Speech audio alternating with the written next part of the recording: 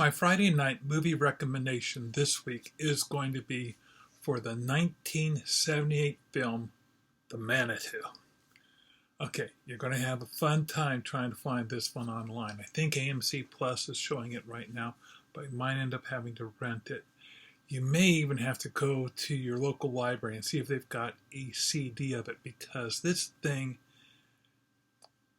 it's popular enough to be off the mainstream and still be made profitable by those who are marketing it. Otherwise, you'd find it, streaming everywhere, which you won't. So that's an indicator of just how fun this particular film is. So The Manitou, the basic premise is this.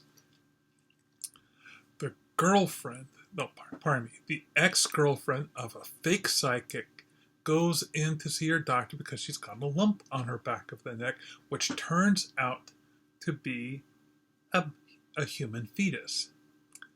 That's the starting premise. Along the way, we get ancient Indian witch doctors and weird spiritual things happening, which, for all of the phonies in the group, is a bit of a shocker.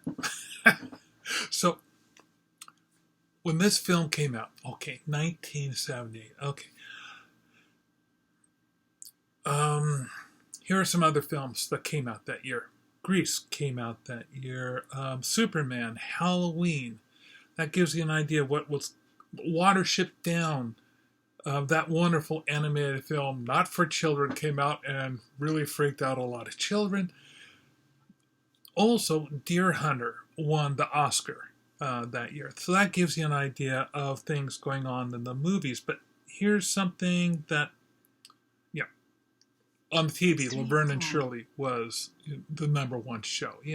The Happy Days was very big at that time. So was MASH. But Laverne and Shirley, number one on the charts. So,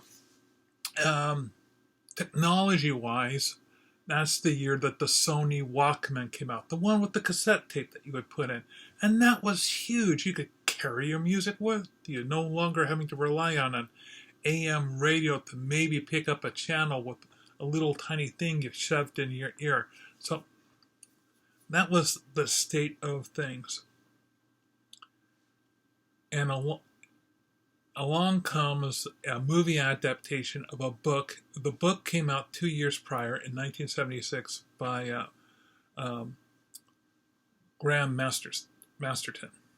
And this book really cemented him as a writer. I mean, he had been writing a few stuff, but this is the first one of his books that went kind of big. And it quickly got made into this movie. And he went on to produce, oh my gosh, so many books, at least over 50 books. So if you like this kind of stuff, check out his books. You're going to have just a lot of fun reading and getting caught up on those. Another reason I wanted to see this film was because it had Tony Curtis and Burgess Meredith in it. And I love both those guys. The woman with the fetus in the back of her neck, that was Susan Strasberg. Also, it had Stella Stevens and Michael Ansara. Ansara. He played the Indian medicine man. Not the ancient one that pops out of the back, but oh my God, am I giving you spoilers? I can't give you any more spoilers. This film is just a load of fun to watch. I would really love to watch it again myself. I don't have a DVD of it around, but I remember it so well, and I highly recommend it to everybody else. I did a little movie review of it. It'll be coming up in one of my books, The Comic Critic Presents B-Movies, which is yet to be released. Anyway, that's my movie recommendation for this week. Oh, I should mention one of the reasons why that whole, fetus thing was kind of appealing in the marketplace at that time was in vitro fertilization was a brand new thing. and it had just been done the year prior. And in 1978 was the first time anyone gave birth to in vitro fertilization.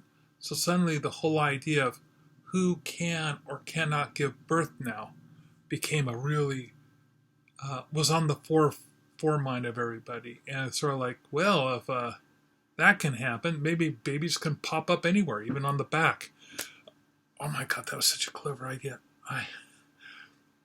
And the movie is genuinely creepy in some other moments and wonderfully laughable in other films. So I would really recommend that you guys go hunt it down and watch The Manitou from 1979.